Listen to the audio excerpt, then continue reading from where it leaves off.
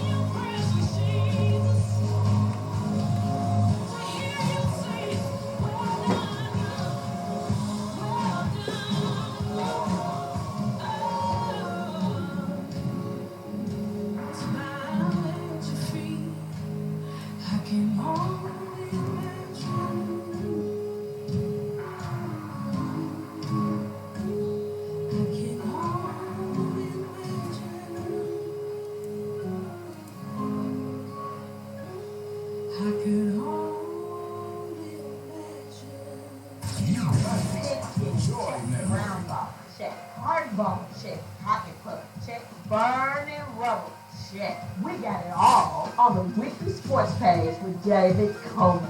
What else do you need? Did I say food? Can't have sports without food. What kind of show is this again? A sports show. Oh, okay. Pass me those rhythms. Yeah, we do have it all, and a whole lot more with me, Dynamic David Coleman, on the weekly sports magazine.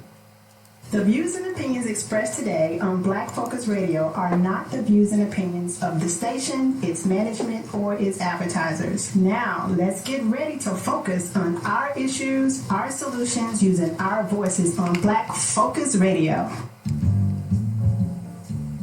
Welcome to Black Focus, the show designed with our community in mind, where we focus on our issues, developing our solutions, using our voices. Central Arkansas, surrounding areas, and the nation. Get ready. Black Focus starts right now. Phone lines open at 855-525-5683. So here's your host, David W. Coleman and Robert Webb.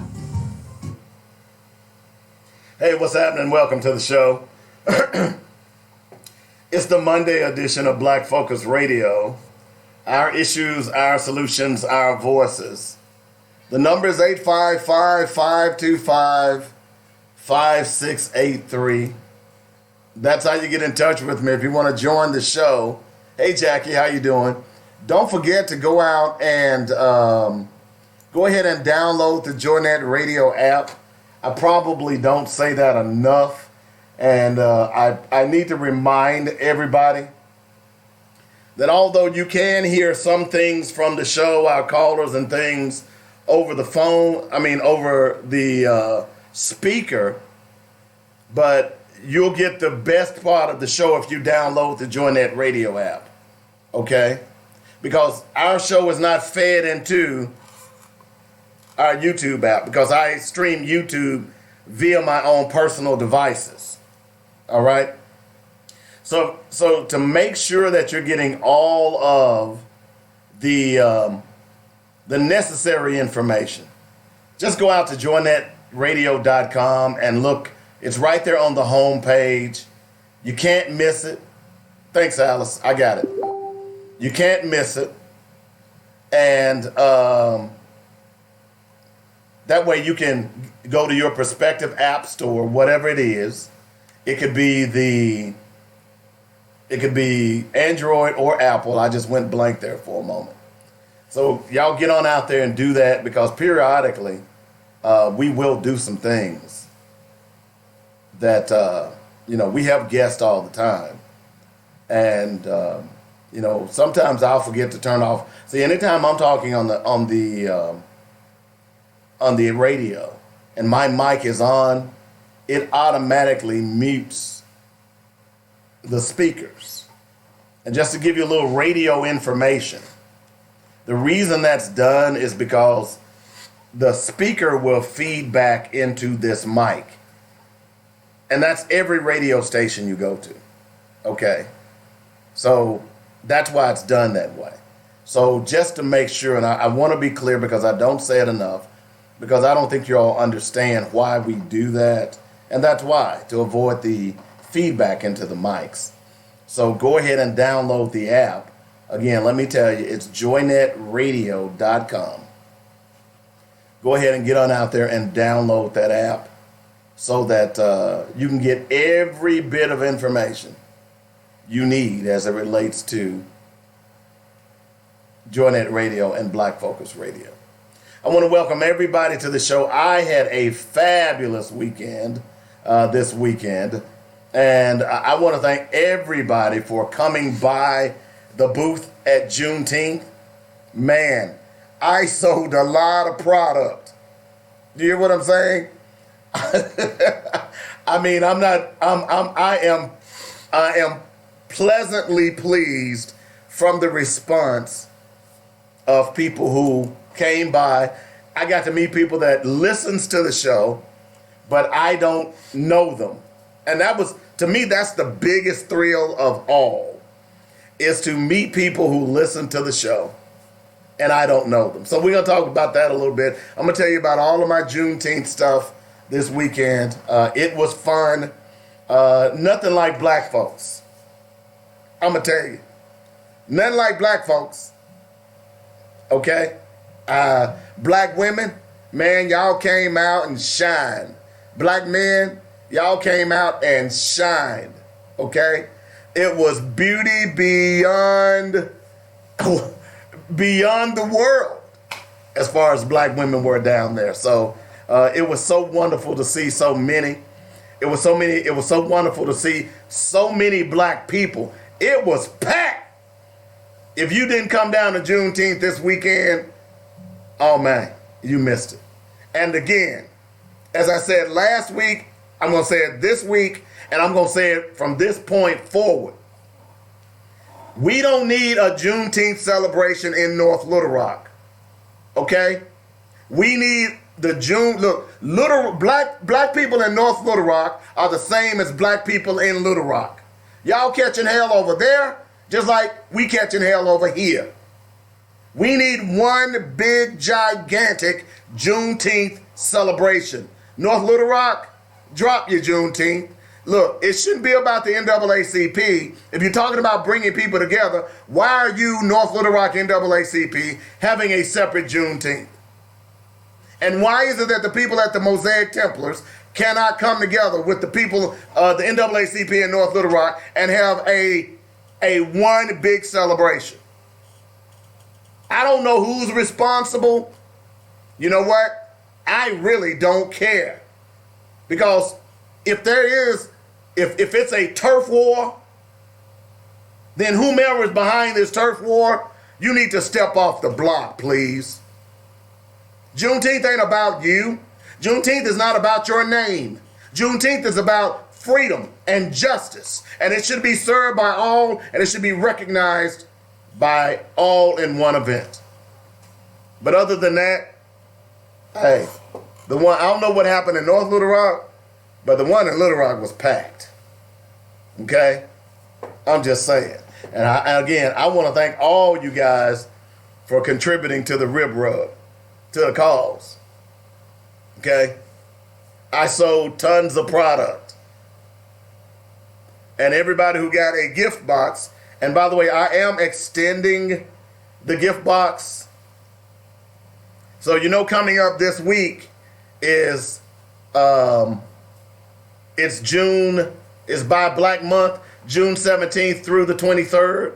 So throughout the rest of the week, guess what I'm doing? That pick 6 and pick 10 that I had for Juneteenth is now extended throughout it's now extended through the Buy Black Business Month. Okay? So call me up at 615-554-0568. Ask anyone who got a pick 6. I have 4 boxes left. I went down there with, what did I go down with? 15. So it's first come, first serve. That's why you got to call me. 615-554-0568. Any 6 items in my line, if they are available, I will give you 6 of them for $29.95. And if you want me to ship it, I'll have to charge you shipping. Okay? But I can ship anywhere in the continental United States and abroad. Pick 6. Man, that was a hot item. I even sold a couple of pick 10s for $39.95. So what that means is 10 of my items, my products, in a box for $39.95. I'm telling you, folks, this is a great deal. You really get an opportunity to see the depth of my products. Okay? Now, I see you, Jackie. I didn't go to the class reunion because I was making money. All right? I had every intention of going to my 40th class reunion. But man, by the time I got through with Juneteenth, I was worn out. So shout out to all the Little Rock Central Tigers class of 79 that was in town this weekend. Glad you made it. Sorry I didn't get to see some of you cats. But as much as I loved Central, to me, Juneteenth was much more important than my class reunion. Yeah, obviously I was making money. Let's not, I'm not lying about that. But also just to be a part of Juneteenth because of what it stood for. I needed to be there. And I'm glad I was. Okay. 855-525-5683. Let's do some black facts if you don't mind. Dynamic black facts. Our culture, our history, our people. You know, every day about this time we do dynamic black facts. We talk about issues about our community. You know, our theme on this show is our issues, our solutions, our voices. So we don't make any bones about the fact of talking about black history, because black history is everything to us. Black history is American history.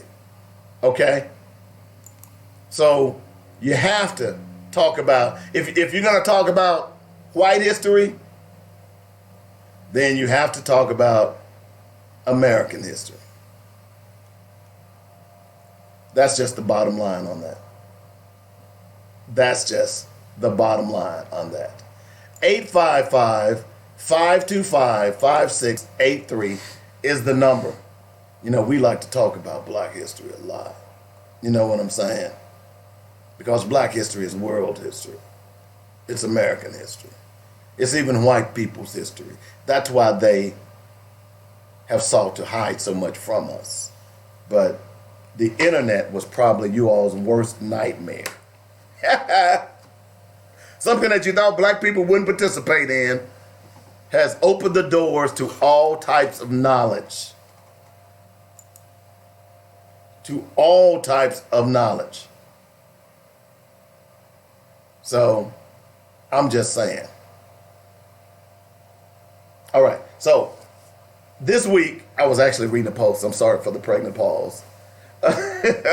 So this week, we are doing Buy Black Business, but also something that's happening that's very important in my eyes and should be in your eyes is Ta-Nehisi Coates and Danny Glover will be testifying at Capitol this week in Washington, D.C., on Wednesday, I should say, for the reparations hearing.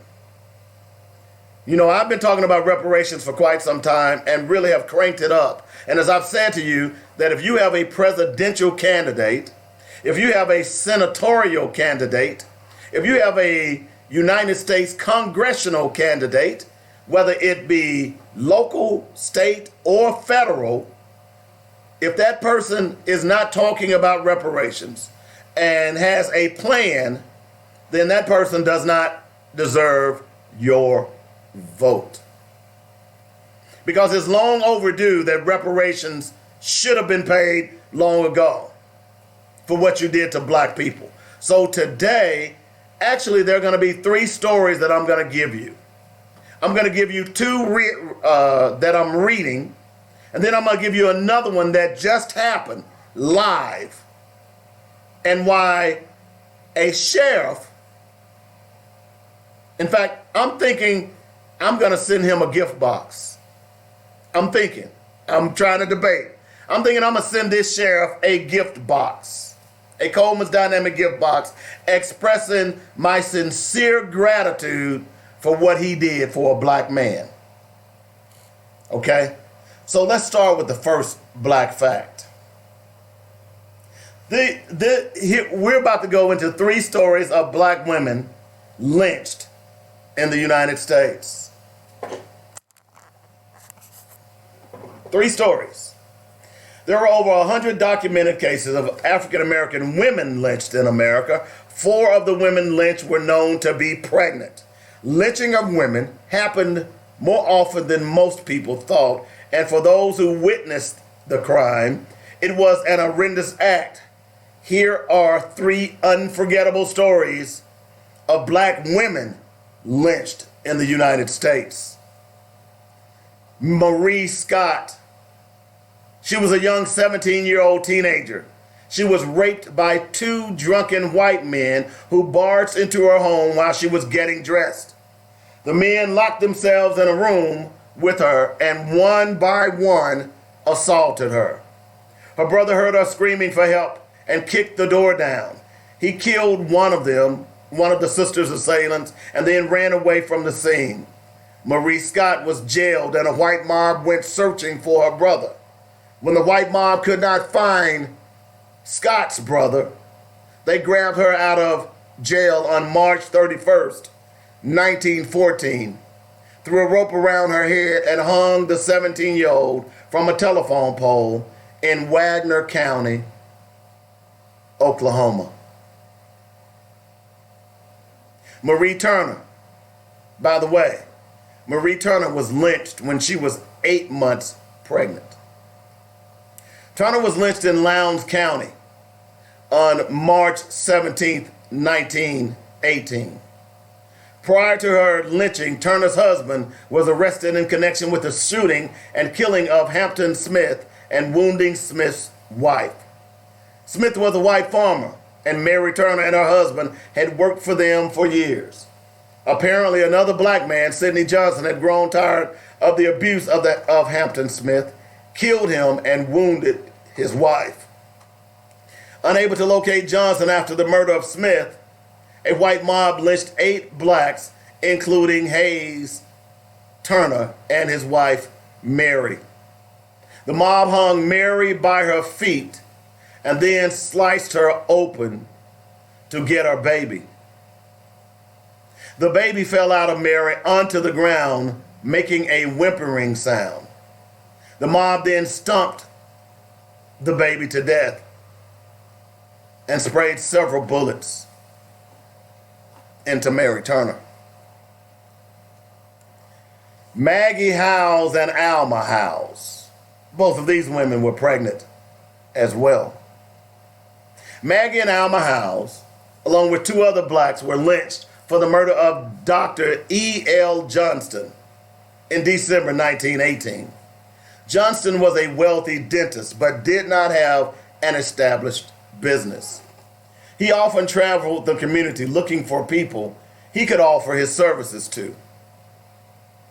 He soon returned back to Mississippi to work on his father's land, and during this time he formed a relationship with a black woman, Maggie Howes.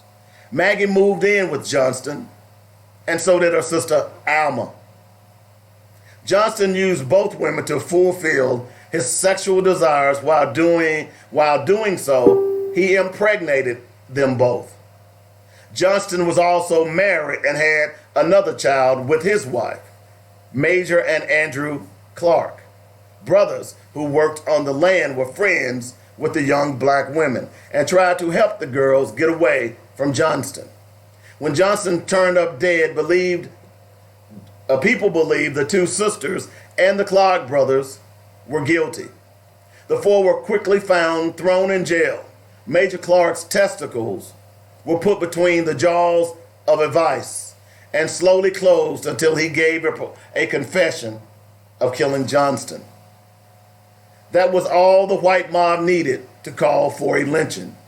Ropes were placed around the necks of the 4 blacks and the other end tied to the girder of a bridge. Maggie Howes was hit in the mouth with a wrench, knocking her teeth out. She was also struck across the head, but she put up a fight. She grabbed the bridge twice to break her fall before finally being killed. After her death, the white mob joked that it was hard to kill such a big woman. There was a claim by a witness that on the day that Alma Howe's burial movement of her unborn child could be seen, Dr. Johnston's parents never believed that the 4 blacks killed their son. They also said it was a white, irrational man. One more. Now, this is why you need your audio. This is the story of Lynn Council. Lynn Council today is 86 years old. And on Friday, the weekend of the celebration of Juneteenth, I thought this was fitting for the sheriff of this county, Wake County in Raleigh, North Carolina, to do what he's about to do. So listen. Because it was, I've said it over and over again, those of you who don't understand why we talk about reparations, those were 3 more stories of why reparations must be paid. There's no ifs, ands, or buts about it. And this will be another story why reparations must be paid. Listen. Cruelty his department committed so long ago, and he tried to make things right. Lynn Council is now 86 years old, but remembers what happened to him back in 1952 like it was yesterday. They took me down in the wood to kill me. They looked took me down. But can't do that anymore. Council says 2 deputies hanged him from a tree off what's now 1010 Road after he wouldn't confess to a robbery. He survived to tell the story. And today, Wake County Sheriff Gerald Baker apologized on behalf of the department for the inhumane treatment Council endured so long ago. On behalf of Wake County Sheriff's Office, I want to apologize to you for what happened to you by members of this office. Sheriff Baker offering Council a key to the Wake County Sheriff's Office, an open invitation to visit any time, and a promise to never let the past repeat itself. Integrity, accountability, we're going to be transparent, and we're going to be trying to be consistent with what we do every day.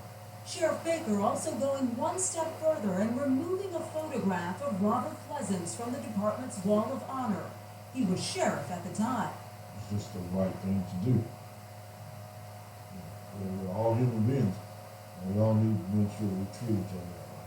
Council's family also sharing their appreciation for the new sheriff's actions. Many times, recognition is given when the person's no longer here, and it's to the family. But Mr. Council, he sits here, and he hears you, and he really, truly appreciates you for doing that. And he made sure to let everyone know exactly how grateful he is, 67 years later. Thank you. Yes, sir. Thank all of you. Thank all of you. And the current Apex Police Chief, John Letney, also apologized for the incident and has removed the chief at the time's name from Apex's Walk of Honor. Wow. And that's our Black Fact for today. Keep listening to Black Focus Radio for more dynamic Black facts, our culture, our history, our people on joynetradio.com. And by the way, if you want to sponsor Black Facts, hey, holler at us. We can put together a nice advertising package for you. that's inexpensive, but will certainly get the job done on letting people know that you are out there doing business. So call me at 615-554-0568 for more information. Now let me go back a little bit to Wake County Sheriff Gerald Baker. Because what happened in Wake County has happened in counties across this country. Many of them, unfortunately. Gerald Baker was a black elected sheriff. After hearing the news of what had happened to Mr. Council, Lynn Council, the black sheriff, decided to issue an apology on behalf of that office. He also went as far as to remove the sheriff's picture that was on the wall that was part of the sheriff's department during this terrible attempt at murder. That man's name was Robert Pleasance. That was a black sheriff. That's why I'm emboldened to feel like I need to send this guy a token of my appreciation. And the only thing I have to offer is a gift box. But for this black man, because you know those white folks, they haven't apologized since this happened in 1952. They had no plan to apologize, but it took a black sheriff to right those wrongs.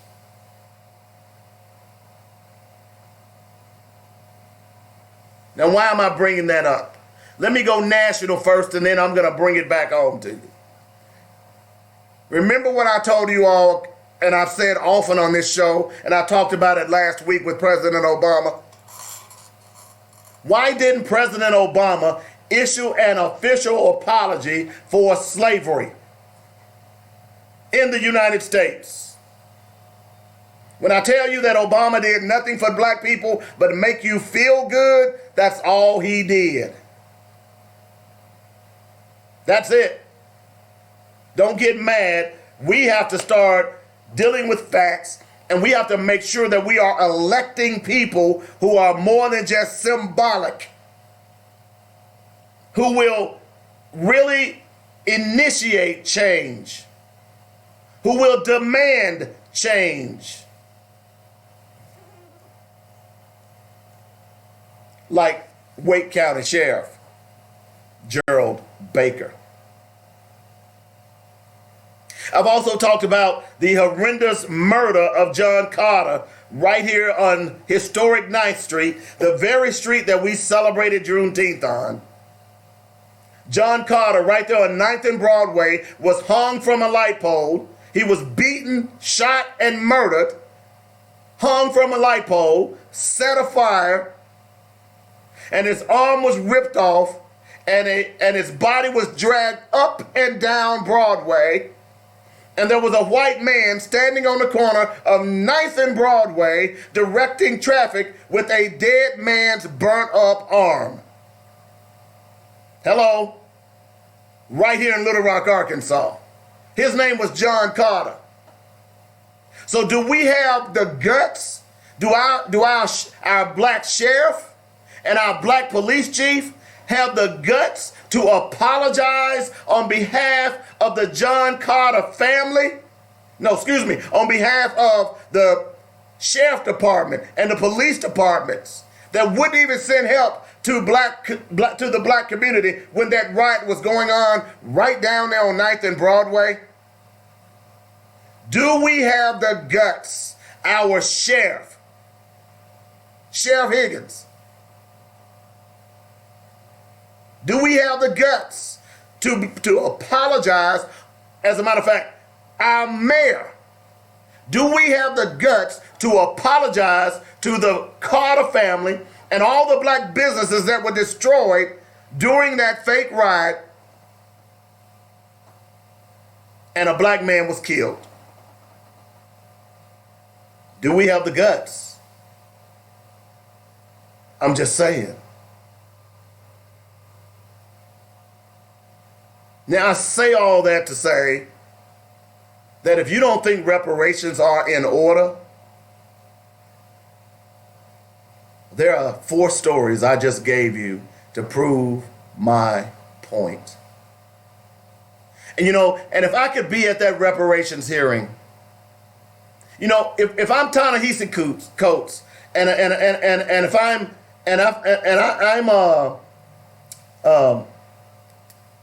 the other guy, I can't even think of his name, I went blank. But if I'm either one or whomever testifies for that matter, I wouldn't testify from a personal standpoint.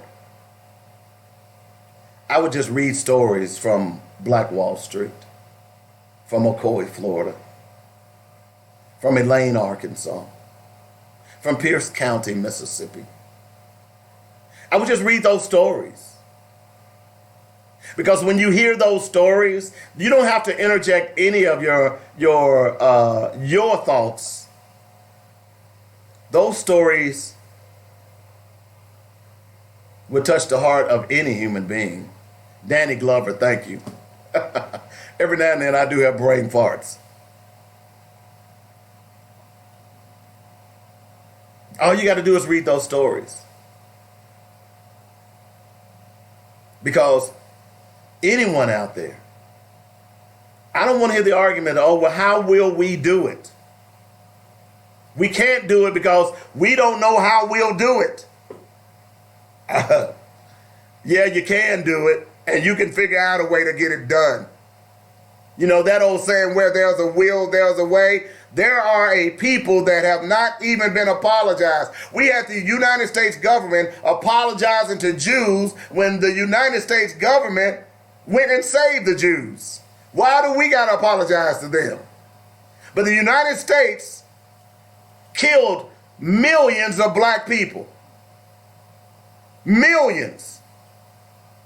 From the west coast of Africa, through the Middle Passage, through the shores of South America, Central America, the Caribbean, North America, and then through another 150 years of the peculiar institution they call slavery. And you don't have the unmitigated gall to apologize?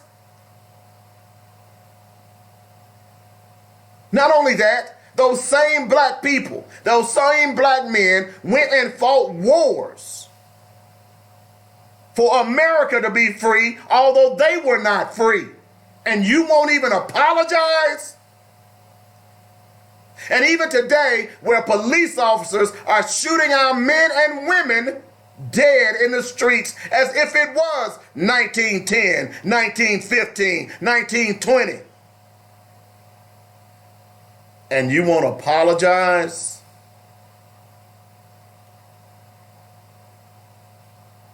Then what really is wrong with you? What really is wrong with you, America, that you will not stand for the most loyal people that has ever graced this continent?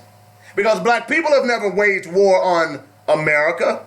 Even today, the KKK, the skinhead, the Proud Boys, you name them, are threatening revolution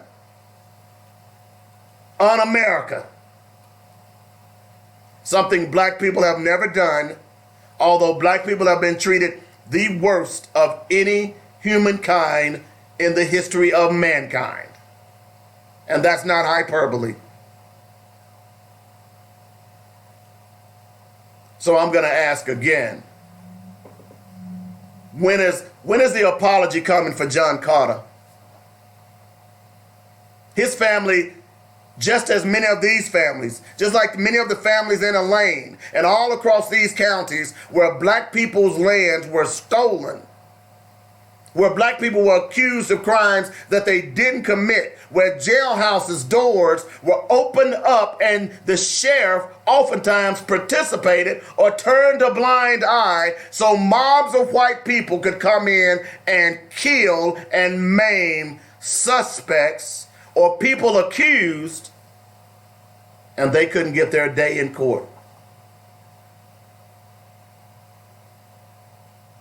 So again, if I were testifying at the reparations hearing, I would just read I would just read the accounts of all of the racial cleansing that went on. And then when I close, the only thing that I would say is this to that committee. Where is our money and where is our apology? 855-525-5683 is the number if you want to call me up and talk to me. Now, let me talk a little bit about this weekend and Juneteenth. It was packed. There were people there. In fact, I wrapped up my booth, took down my supplies and my tent, and let's see, it was about 5:30, a quarter to 6, and the band was still playing. There were still people down there shaking a leg. Now, if you're one of those black people who didn't participate in Juneteenth out of ignorance, then let's kill that piece of ignorance. If you don't know what Juneteenth is all about, because every black person in America should be celebrating Juneteenth. I told you, I don't celebrate the 4th of July. It's not a big deal to me.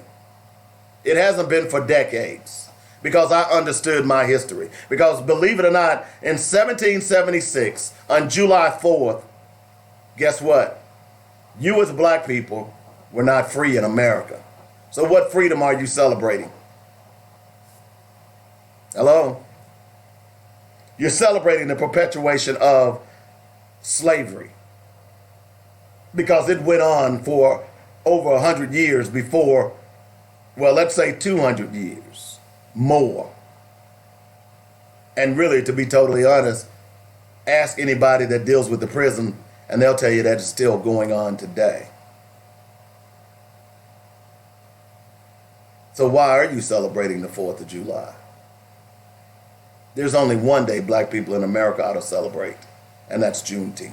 I also want to shout out to some of the white brothers and sisters that came down to Juneteenth, because see, one of the things that I've said is that if white people are sincere about stopping racism, they are the only ones that can stop it.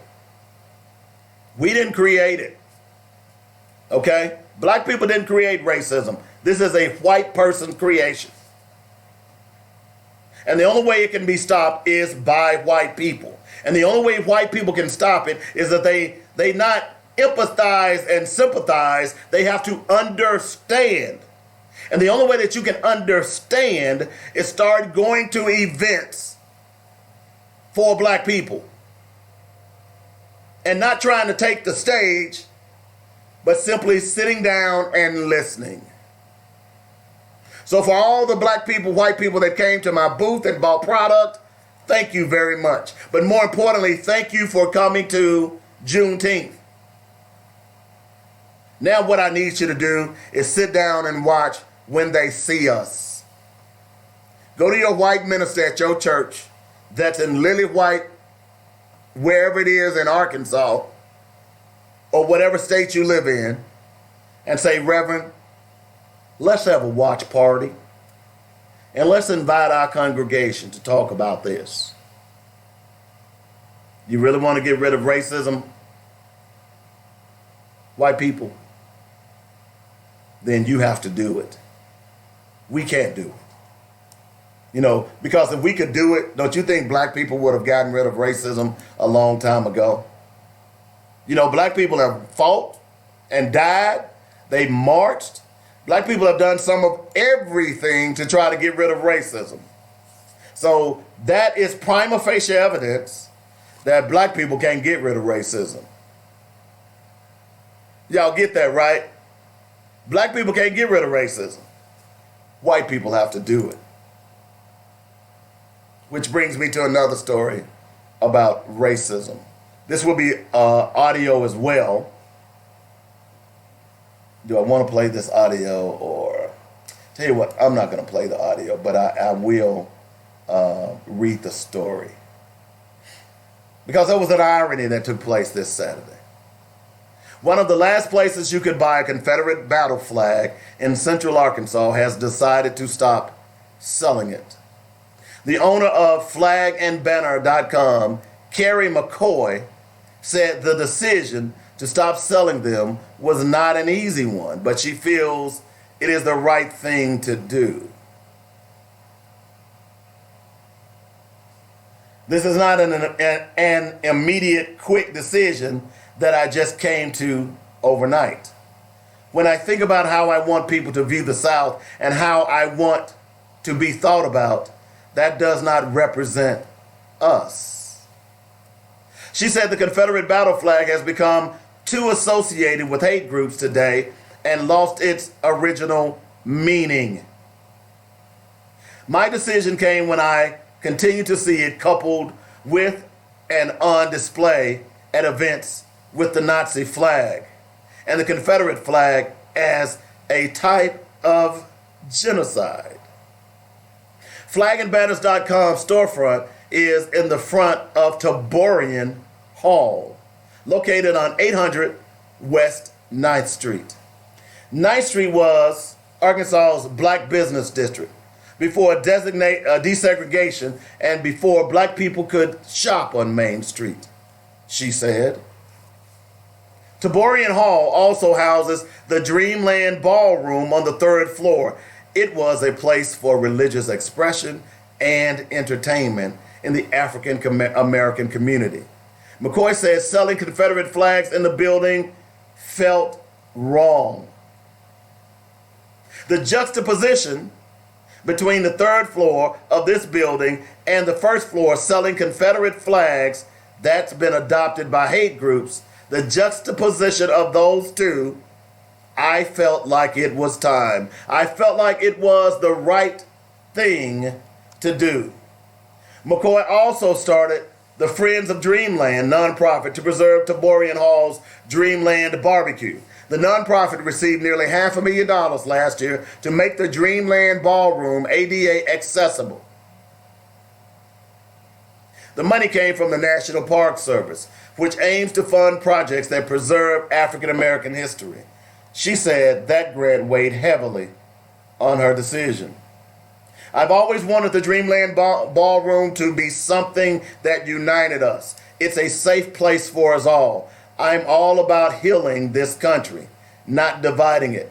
While McCoy's decision has created mixed reactions, she says she still has no desire to ever sell a Confederate battle item again.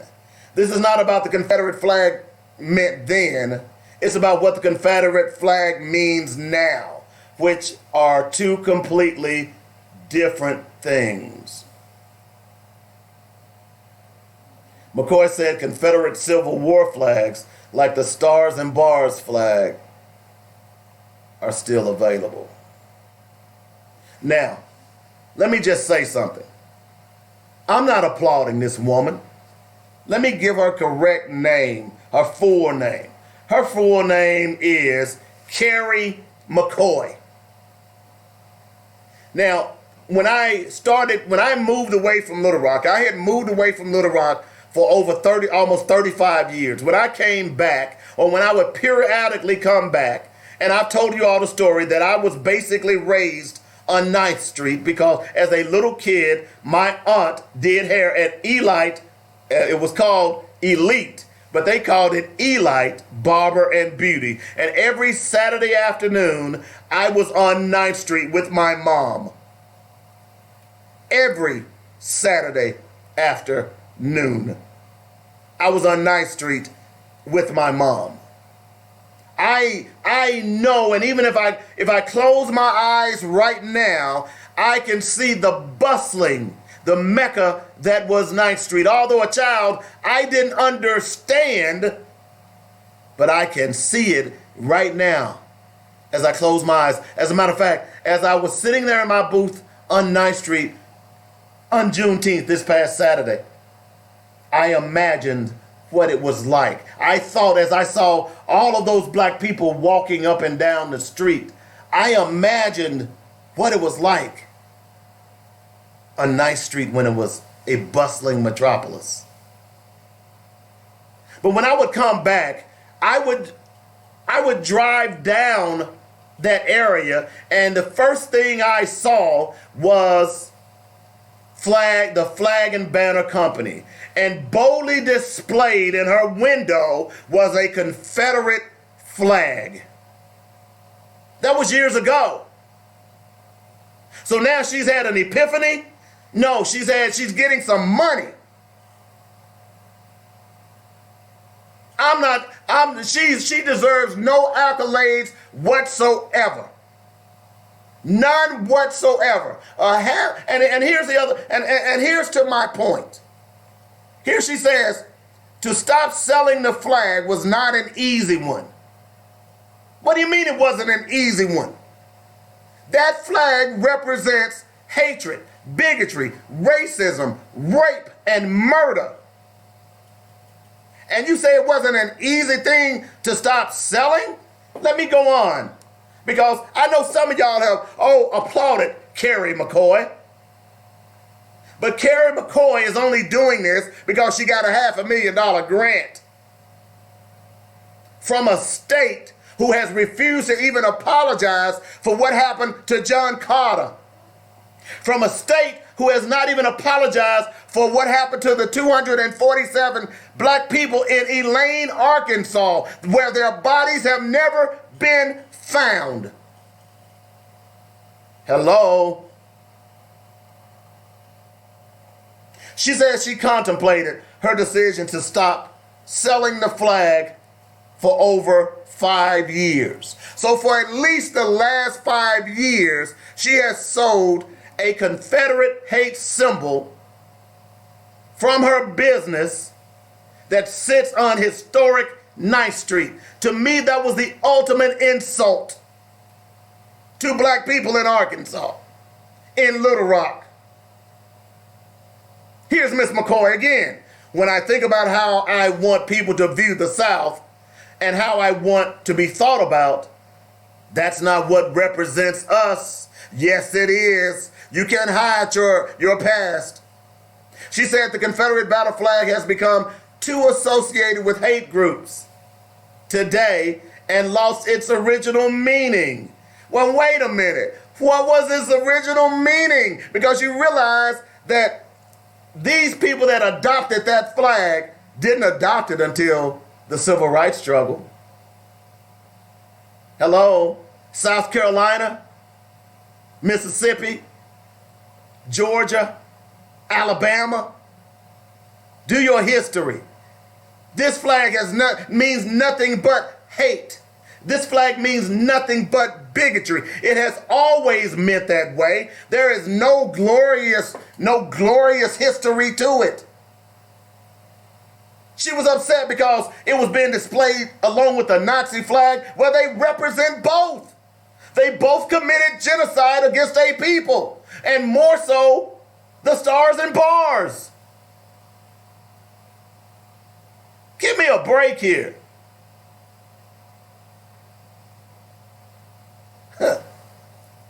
I'm amazed. The juxtaposition between the third floor of this building and the first floor selling Confederate flags that's been adopted by hate groups. The juxtaposition of the two, I felt it was time. I felt like it was the right thing to do. The juxtaposition. They are analogous with one another. There's no juxtaposition here. Those flags are analogous to bigotry, to hatred, to murder, to raping little girls and boys, to raping innocent women, to stealing their children and selling them, to castrating their men. That's what that flag stands for. There's no glorious history that's pointing towards that flag. You cannot separate the negative from the positive when it relates to that symbology. And I refuse to let you. Now, maybe there are some black people out there who don't get it. But anytime the stars and bars flies, it's a symbol of hate. Anytime any reference to that era was full of hatred. It was full of murder. It was full of bigotry. I'm not giving her anything for a change of heart, LaTanya. You know why? Because it took her, I don't know how long she's on there, but in this article, it says she's been thinking about it for 5 years. And then all of a sudden, out of the sky drops a $500,000 grant. What are the odds? What are the odds that $500,000 grant had everything to do with her changing her heart? So did she really change her heart? Or did money convince her to change her heart? I'm sorry. I can't give her any credit, because if she was really sincere, she should have changed it a long time ago. I can't buy that. And then she even says, let me just read this to you. This is not about what the Confederate flag meant then. It's about what the Confederate flag means now, and the two are completely different things. No, they're not. No, they are not. The Confederate flag meant then the same things that it means now, and it meant bigotry, racism, hatred, segregation. That flag hasn't changed its meaning. No matter how badly white people want to reinvent history, that flag hasn't changed its meaning. And it will not ever change its meaning.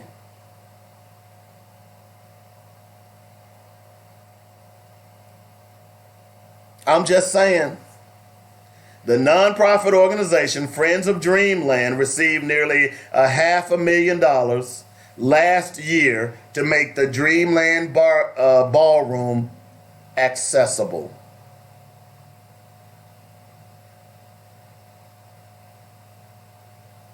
She got the real meaning of that $500,000 that's going to help renovate that area, renovate that building. That's what she got, LaTanya. I'm sorry. She's held on to this bigotry and racism too long to all of a sudden say, oh, oops, boop, I had an epiphany. I'm going to change. I remember, I want to say when I first moved back about 4 years ago, I remember people going to her. I remember seeing articles being published about her and people asking her to stop selling those flags. In fact, when I would drive down 9th Street, because I would do it quite often, before I got to Taborian Hall, I would make a right turn and drive over to 8th Street, because I did not want to drive by the front of that building that was displaying a big-ass Confederate flag in the window. That's a fact. I'm not giving her any credit. In fact, those are my tax dollars that is going to help renovate Taborian Hall and the Dreamland Ballroom, which it should be renovated. In fact, that whole area needs some economic investment, because it was the city of Little Rock who purposely built that damn interstate, Wilbur D. Mills, right smack down through 9th Street. That was by design to destroy that area, and they were successful.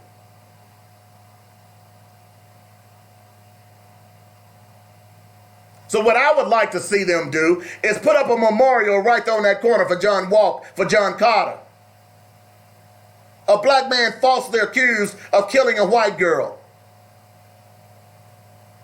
And all the other people that were killed in that riot. What I'd like to see is the mayor to apologize to the Carter family on behalf of Little Rock.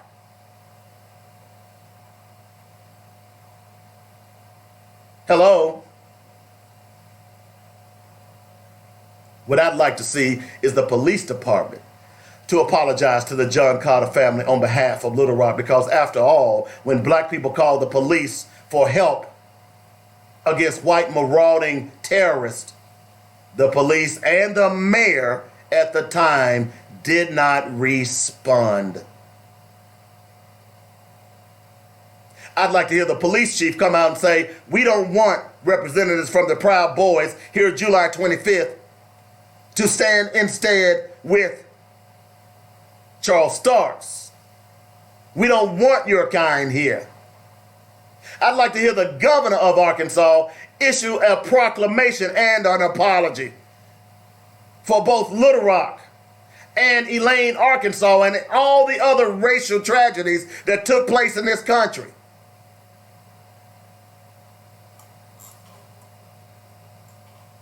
You're right, LaTanya. Most of us don't know the history of 9th Street. And that's part of the reason I love you, because you are teaching your husband and your children, and you are teaching your children history. Just about every time I see a post from you, you are taking them somewhere. If more mothers and fathers was like you and your husband, our children would be much better off today. I'd like for them to apologize for Elaine, Arkansas. I'd like to know where those bodies are. I would. I'd like to know if you threw them in the river. I'd like to know if you buried them. I'd like to know if you put them on some boxcar, that boxcar that many say was loaded with machine guns, and as black people ran across the fields for safety, you machine gunned them down in cold blood. I'd like to know if you put them on that boxcar and sent them somewhere and incinerated them. I'd like to see the governor of Arkansas to issue a proclamation and open an investigation. I'd like to see the attorney general do the same. But they won't.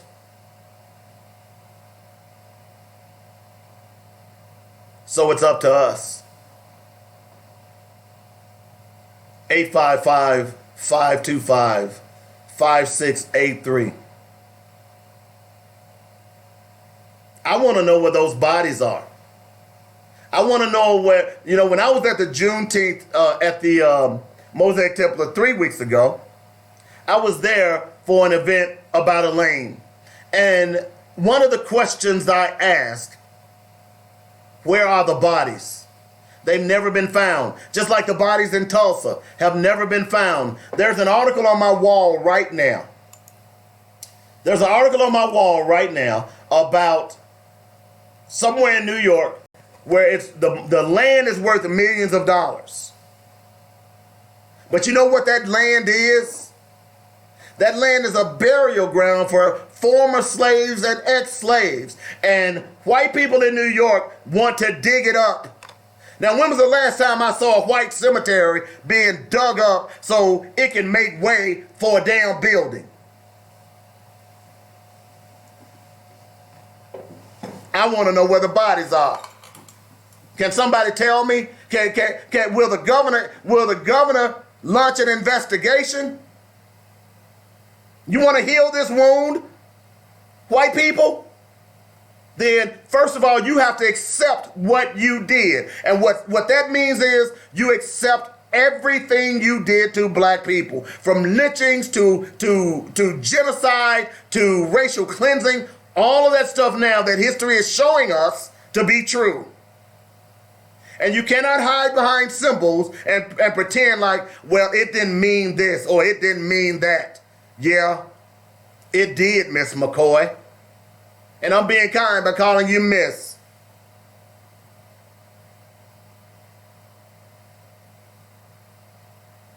(855-525-5683). Again, I want to thank everybody for coming down to Juneteenth. I want to even thank LaTanya. I got to see her and her husband. I don't know where our kids were. Usually they're tagging along somewhere. Tanya bought some rub. I know they're going to enjoy it. Sorry I didn't see you. I know, Jackie. But here's an opportunity for the black officials that are in charge, just like that black sheriff did in Wake County, North Carolina, where that black sheriff issued an official apology to that black man that was lynched or almost lynched by deputies and a sheriff in 1952, that black sheriff decided to take it upon himself and issue the key to the jail and the city. That's what you got to do. That's why I said, as far as President Obama is concerned, I know he made y'all feel good, but he didn't do nothing for black people.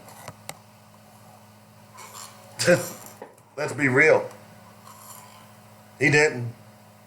I know that might make you mad, but all he did was make you feel good.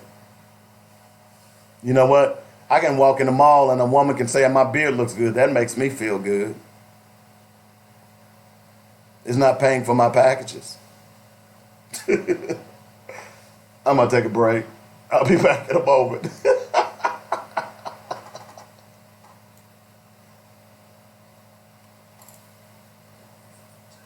Swindoll provides our clients the personal care and attention that larger law firms cannot offer. Our experienced attorneys have brought hundreds of cases to verdict in state and federal court and recovered millions for our clients. If you or a loved one have been injured or have property wrongfully damaged, we may be able to help. Do not hesitate to contact our firm anytime for a free attorney consultation. Call 1-800-848-1290.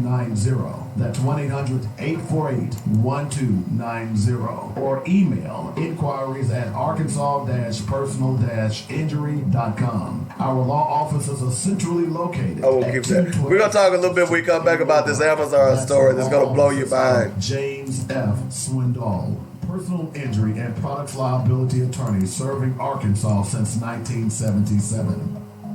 Mitchell Funeral Home welcomes all of Arkadelphia and Arkansas to connect with a family-owned and operated service provider in Clark County since 1966. At Mitchell Funeral Home, they understand that the funeral is a celebration of a life and legacy, so the entire staff takes great pride in the caring, personal, and professional services they provide. Cremations, funeral planning, burial policy, life insurance, notary, and monument sales are just a few of the services they offer. Flexible packages are available as well. Mitchell Funeral Home appreciates the trust and confidence placed in them and will continue to enhance their services so as to serve you better. Call now. Get connected. 870-246-2611. That's 870-246-2611. Call, click, or come by. MitchellFuneralServices.com. Don't wait till we're needed. Call us now. Let's walk through this together. 870-246-2611. It's quality you can appreciate and service you can depend on at Mitchell Funeral Home.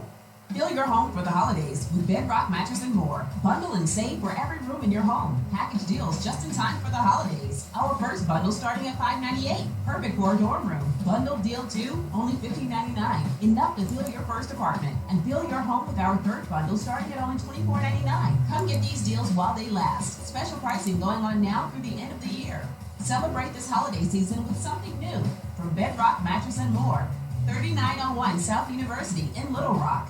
Hi, this is Alvin from Habibi's 4317 East Broadway in North Little Rock. We still have the green top at your very next stop. The same great service, but more on it. Give us a call, 501-663-1553 or 664-2992, or call our toll-free number, 1-877-HABIBI-1. Diapers, pull-ups, hospital beds, wheelchairs, Simply Fit, diabetic supplies, underpads, and more. Your durable medical supply center. The views and opinions expressed today on Black Focus Radio are not the views and opinions of the station, its management, or its advertisers. Now, let's get ready to focus on our issues, our solutions, using our voices on Black Focus Radio.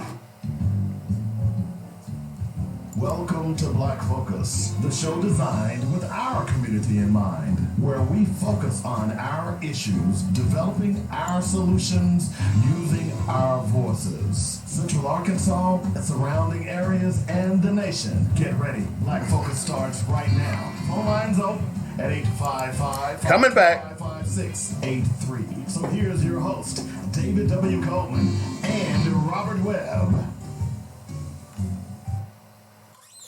All right, welcome back to the show. It's the second hour of Black Focus Radio, just coming off a fantastic weekend of Juneteenth. You know, Juneteenth is actually the 19th. That's the official day. That's still 2 days away.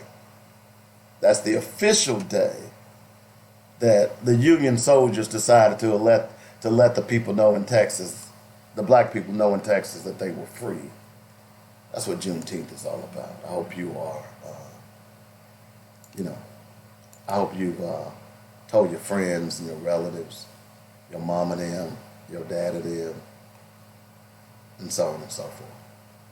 All right. All right. So, fun hour. Had a great weekend. No ifs, ands, or buts about it. I want to thank everyone for coming down to, and I think there is no other place, in my opinion, Juneteenth ought to be held.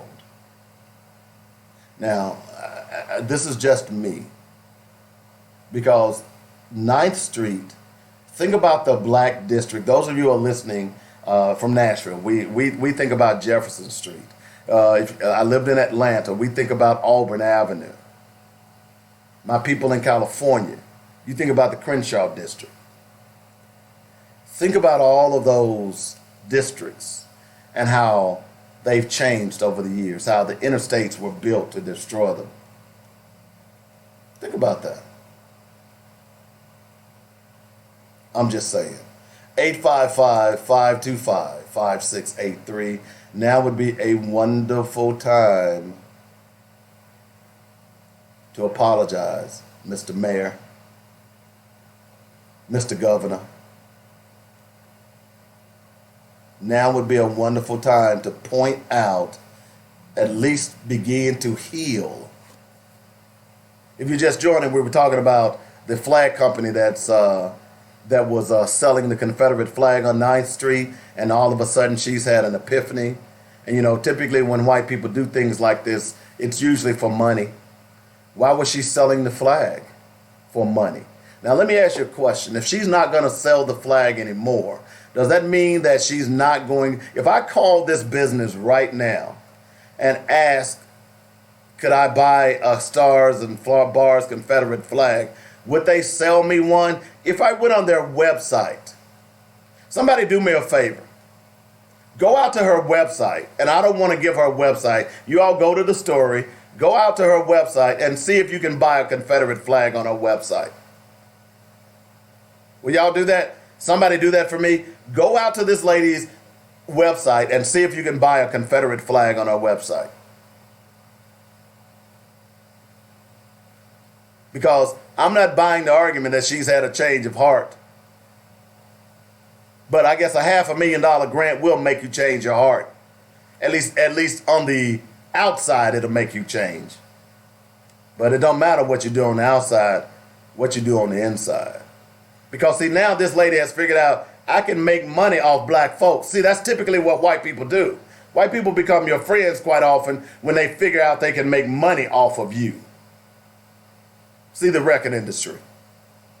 See the professional sports industry. They love them some black folks when they can make money off of you. And she has figured out that, hey, I got a $500,000 grant. That $500,000 grant is going to go to revitalize this building. And if for some reason the state decides that they want to take over the whole building, guess what? They have to pay me. Hello? So somebody go out to her website and see if she is still selling that flag. I know I'm being messy. But by now you ought to be used to me being messy.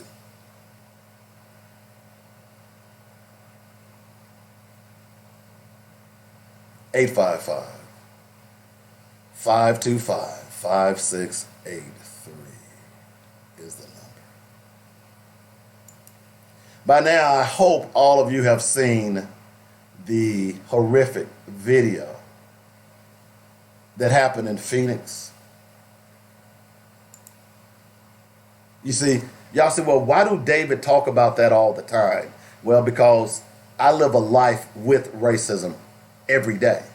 And every day in America has reminded us that racism is alive and well.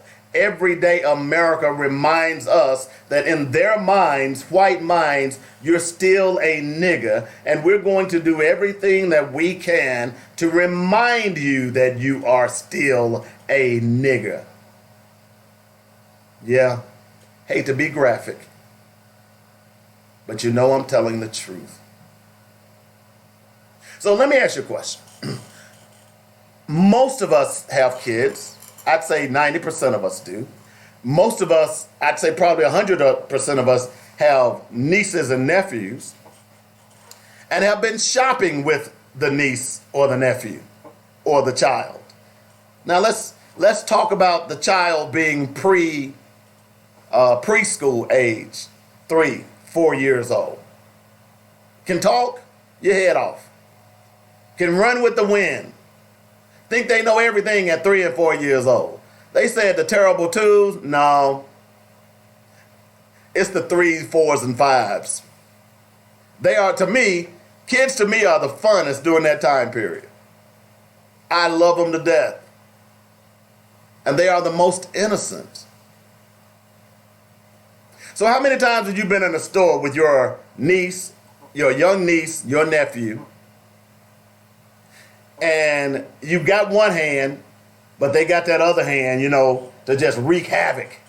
It's almost like you need to handcuff your kids because they go crazy sometime in stores, particularly toy stores. And how many times have you been walking with them and all of a sudden you look down and they done picked up something in their other hand? Man, that happens a lot. Black kids and white kids. That's just children. They really don't know any better. Well, that happened to a black couple with their children in Phoenix, Arizona. Apparently, this young girl picked up a doll. She was 4 years old. She liked it. She picked it up. She, her sister, and her parents, Drayvon Ames and Aisha Harper. Unbeknownst to them, apparently they left the store. And as they walked to their car in the parking lot, they were accosted by the Phoenix Police Department. And when I say accosted, I use that term derogatorily. Because not only were they accosted, they had weapons trained upon them. They were threatened. The mother and the father had children in their arms, and the police department were aiming their weapons at them, threatening to kill them. If you have not seen the video, all of these videos are horrific. And it's almost like you cannot even issue an adjective to some of the stuff that these police are doing in America.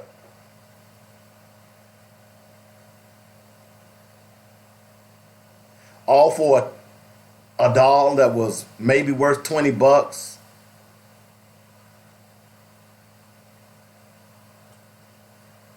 So, thank you, Jackie. Okay, let me pause this story for a moment. So, again, I told you, look, she hasn't had a change of heart. You know what? I'm talking about the McCoy lady who owns the flag company that that is housed in Dreamland down on 9th Street. She came out with this sob story about how she had a change of heart. Look, and she would no longer sell the Confederate flags anymore. Well, let me ask you something. If you have a change of heart, why are you still selling them on your website? I have a listener who has went out to their website, and not only is she selling the flags, she's selling them at a discount. So she want to make sure all the racists can get their flags at a discount now. So she's making money still off of that flag. If you really had a change of heart, then you know what you should do? You should have a bonfire, and you should invite the media, and every one of those flags, you ought to burn them.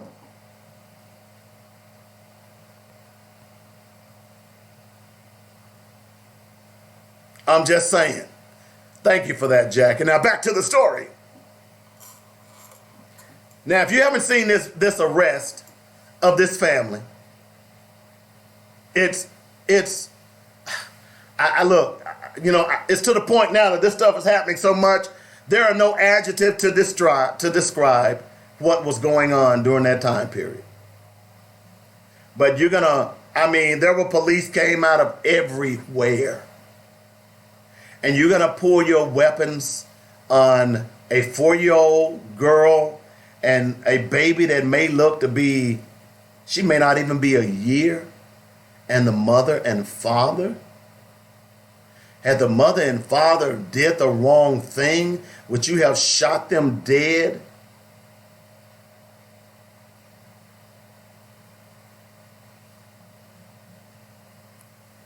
And you all tell me that police ain't bad. Well, why is this happening all over the country? That's training. You're training your police officers to treat black people with disrespect. You're training your white police officers to treat black people as if they're animals. Remember the rapper that was at the Taco Bell? You know, he got shot 55 times, according to what the reports are now. And the magistrate who looked over the case, you know what they said? What she said? That they follow procedure. There's a problem with policing in this country. And until we get our arms around this, before you know it, it's going to be everybody.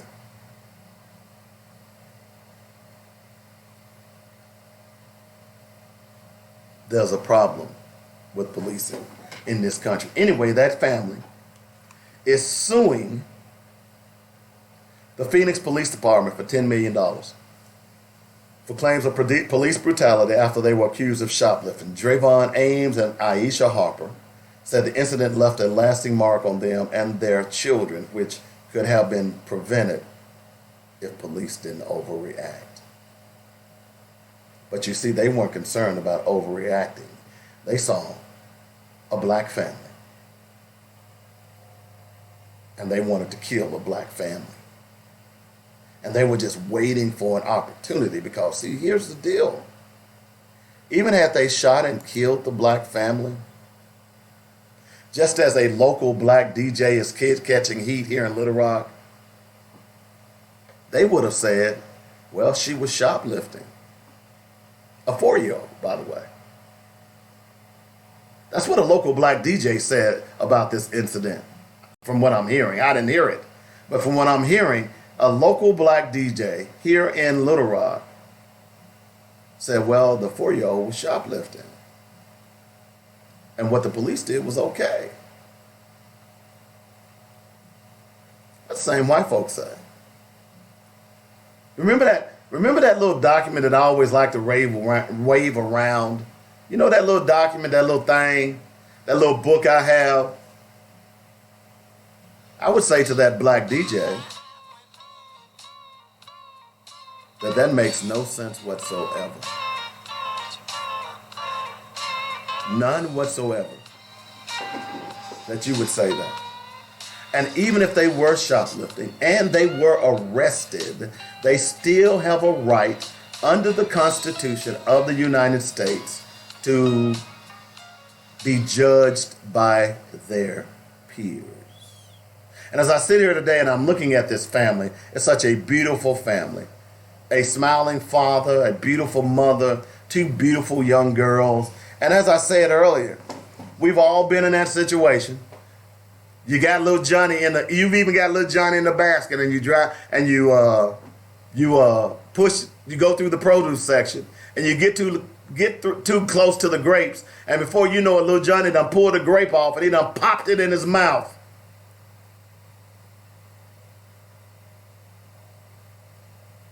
Yeah, that happens. If you have children do the darndest things. And because that little 4-year-old girl, unbeknownst to her mom and dad apparently, didn't realize that child had picked up that doll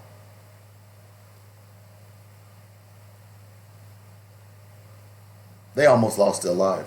And by the way,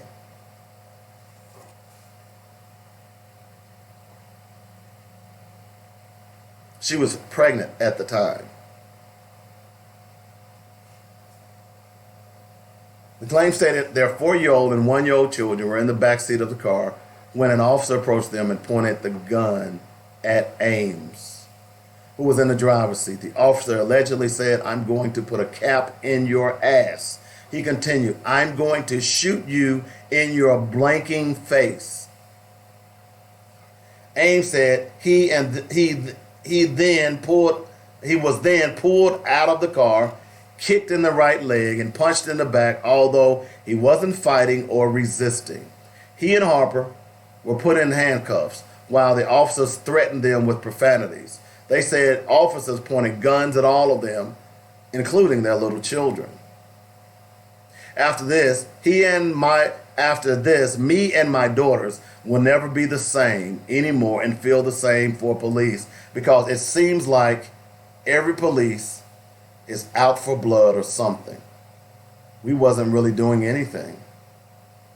No arrests were made in connection to the incident. The store didn't want to pursue any charges because the stolen items were returned. However, the family is filing a lawsuit for damages. Ames said due to his injuries from the incident and him being unable to work, and $10 million. We are talking about a little doll that's worth about $5 and the horrors that came from that overreaction, said attorney. And this is the Attorney General of Arizona. Let me applaud the Attorney General. Oh, would it be nice to have an Attorney General in Arkansas who stood up for people and not for politics. Oh, how wonderful that would be. Attorney General Arkansas, let me read to you what an Attorney General should sound like. We are talking about a little doll that's worth maybe $5 and the horrors that came from the overreaction to that, said a former Attorney General, Tom Horn, who is representing the family. Meanwhile, the Phoenix Police Department told a different story in a statement they released. Police said that an officer walked towards it. Here we go. Wait a minute. Here we go. I was waiting on this. See if this story sounds familiar in every case. How is it that every encounter that police have, it sounds the same no matter where it is? No matter if it's in Phoenix, Arizona, Little Rock, Arkansas, Alaska, Juneau, Alaska, Maui, Hawaii, Philadelphia, Pennsylvania. How is it that every time we hear cases like this, they all sound the same? Here we go. Let's listen, girls and boys, and see if we can pick out the similarities. Here's their statement. Police said that an officer walked toward the car, but then it drove off. When the police found the car, they told Ames and Harper to show their hands, but they refused because Harper was holding the children, and Ames allegedly began to reach towards the center of the vehicle between the front seats. So the officer drew his gun. Huh? Where have we heard that before? The video don't show that. When Ames was interviewed, he admitted to shoplifting and throwing a pair of underwear out the window. They said they were scared when police told them to put their hands up and didn't know what to do. Police stated that their car was impounded and Ames was cited, but it was because he was driving on a suspended license. Moreover, Police Chief Jerry Williams said an internal investigation is ongoing. She said in a video posted to Facebook, "I, like you, am disturbed by the language and the actions of our officers. I stand by my commitment of transparency and accountability as we continue to complete this internal investigation." I just want to know why all of those stories sound the same. Okay, thanks, Jackie. I just want to know why all them stories sound the same.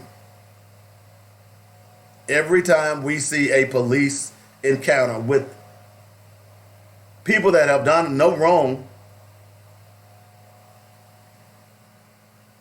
they always say, I thought he was reaching for a gun, so I pulled my weapon. I killed him because I thought he was reaching from a gun. A guy in full sprint running away from you, you thought he was reaching for a gun. A guy handing you his driver's license, you thought he was reaching for a gun. A guy who's sitting on the toilet, you thought he was reaching for a gun. Hello, 855-525-5683. The city of Phoenix is being sued for $10 million, and I hope they get every penny.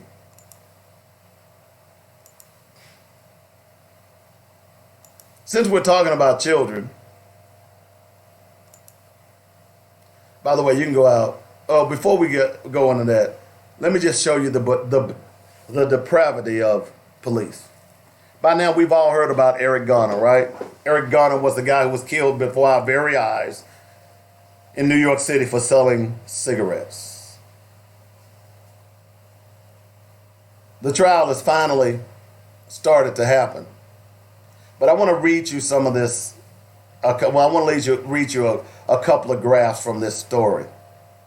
It says the death of Eric Garner was a shocking one because the incident was caught on tape and found a police officer choking an unarmed man to death. Now, the New York Police Department union lawyers are saying Eric Garner would have died anyway due to poor health. Let me read that again. Now, the New York Police Department union lawyers are saying Eric Garner would have died anyway due to poor health. Hello. During an administrative hearing that took place on NYPD's headquarters, a lawyer who was representing Daniel Pantaleo, the officer who delivered the chokehold at the end that ended Eric Garner's life, said he was a ticking time bomb that resisted arrest. If he was put in a bear hug, it would have been the same outcome. The lawyer delivered the statement during a hearing that could determine if Pantaleo will lose his job as a result of Eric Garner's death. Now, let's be real. The trial has already happened. He's not going to go to jail. This is kind of like what's going to happen with Charles Starks here in Little Rock. By the way, the Black Lives Matter person that's on my YouTube feed that's trying to intimidate me,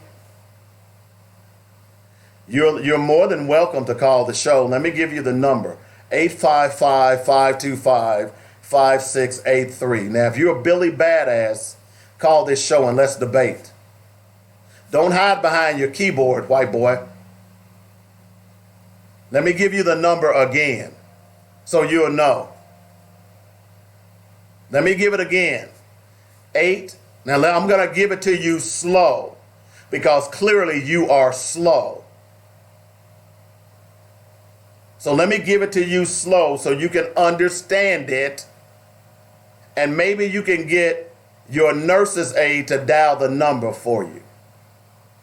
855-525-5683. Now, I know that's a lot of fives, and that's going to confuse you because a racist Neanderthal like you, I'm not expecting anything worse. But if you really want to debate me, if you really want to talk about and you want to espouse your racism and hide behind your keyboard, I'm willing to give you a full forum on my radio show. So call the show. Don't hide behind your keyboard. See, I could easily hide behind my keyboard. But you see, I sit here proudly as a black man saying what I feel. Don't hide behind your keyboard, dog. Call the show. Otherwise, get off my post. I'm not going to block you. You say, let's talk like men. Call the show. I'm taking you up on your challenge because you're not a man. You're a boy. So if you want to talk to a man, a real black man, then call the show. 855-525-5683. Now, I'm sorry, I had to take a brief pause for the cause. Because your white privilege, you as a white person, don't intimidate me. There is nothing that I have not seen that fear me, that I fear. So let me tell you, you want to threaten me, you want to throw your little racial slurs out there, go right ahead. Call me what you want. But if you want to debate me, let's get on here. Because see, I know why you feel inferior. I know why you feel inferior. I know why it's important for you to try to cast aspersions on black people. I know why you will support a white cop killing a black man, because really, that's something you probably subconsciously want to do. Okay? So, if you don't mind, since you said let's talk like men, say I don't talk like a man, I am a man. I know you may try to talk like a man, because only someone who isn't a man would dare to post that crap on my wall. And I think I wouldn't respond.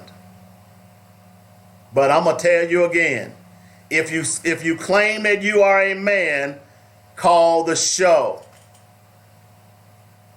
Otherwise, shut the hell up. I'm here every day, dog, Monday through Friday. In fact, I'm here Monday through Saturday, every day. I wear my blackness 365 days a year, 24/7. I am unabashedly black. I make no bones about it. I am not ashamed of it. And I will stand for blackness. Now call the show. I dare you. Call the show. Really.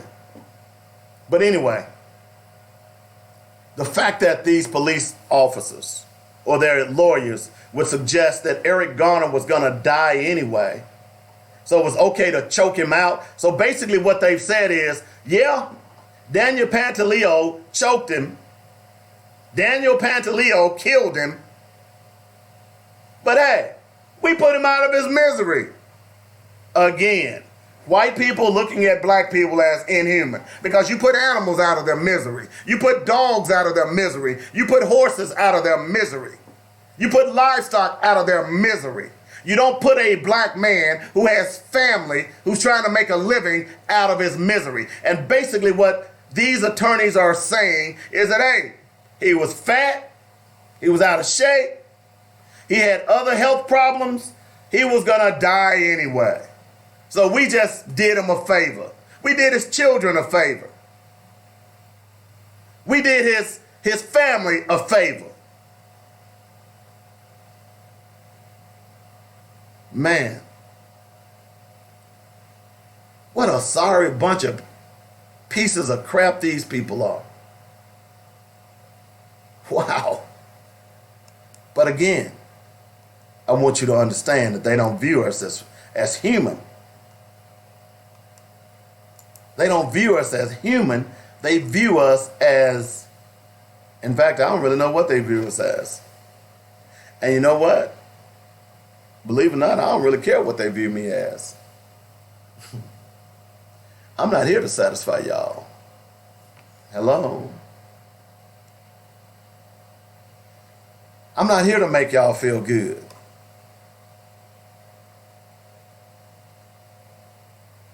I'm not here to assuage your inner sensibilities because you feel guilty about race and racism and the racism that your ancestors perpetrated on black people. I don't feel sorry about that. I'm not going to bite my tongue when I say that What your ancestors did to my ancestors is an abomination on mankind. And until you show favor, any hope of you going to heaven, if there is a heaven, you ain't getting in that door, bro. You might as well start packing up your bottled water because it's going straight to hell with you. 855-525-5683 is the number. By the way, a woman has been arrested in the killing of former Arkansas Senator Linda Collins and faces a capital murder charge in the case. Rebecca Lynn O'Donnell of Pocahontas also faces charges of tampering with physical evidence and abuse of a corpse.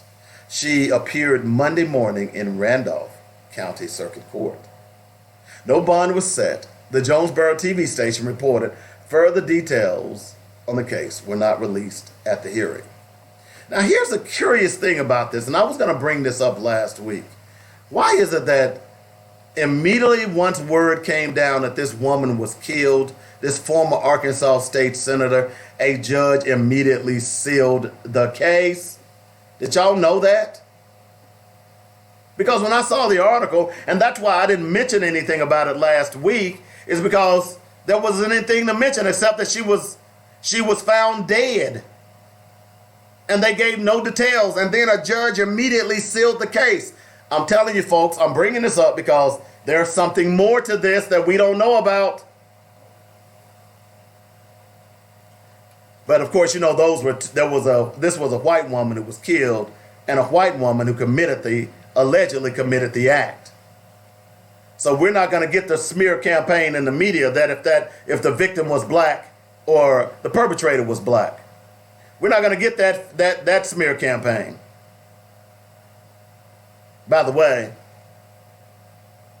the woman who killed her, Rebecca Lynn O'Donnell, she testified on behalf of Collins at a divorce hearing for ex-husband and former circuit judge Phil Smith. I don't know anything about this case, but I know that they are surely keeping it hush, hush. Inquiring minds want to know. Wow. Okay. One other note here. Do you have an Alexa? I've warned you all about this before. You need to turn your Alexa off. In fact, you need to stop buying this device. This device, it although might be cute, it's going to cause you problems. I'm telling you, it's going to cause you problems. Did you know that the police can subpoena the Alexa's recordings? Let's say something happens in your house. Or let's say you're under surveillance for something. Did you know that the police can go and subpoena those recordings? So here's the latest thing that Alexa is doing, and I'm not surprised because basically Alexa, it records everything in your home. So as long as it's on, Alexa will record everything that is said in earshot of that device. And I can guarantee you that those microphones built into that device are very sensitive. So if you and your woman is making some wild love, some of that wild sex where you scream and holler at each other and y'all might even tie each other up or whatever you might do, that's your business. I don't care. Don't want to hear about it. I'm just saying, you know, some of y'all are weird. Some of y'all are freaks. But did you know while you got that Alexa next to your bed, Alexa is recording all of those sex sounds? Did you know that? When you're cussing at your husband, imagine this. This just hit me. Imagine this, you and your spouse are going through a divorce.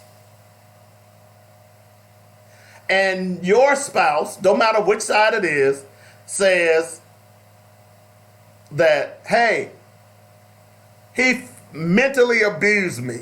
He called me this, and this. And the court says, well, ma'am, do you have any proof of that?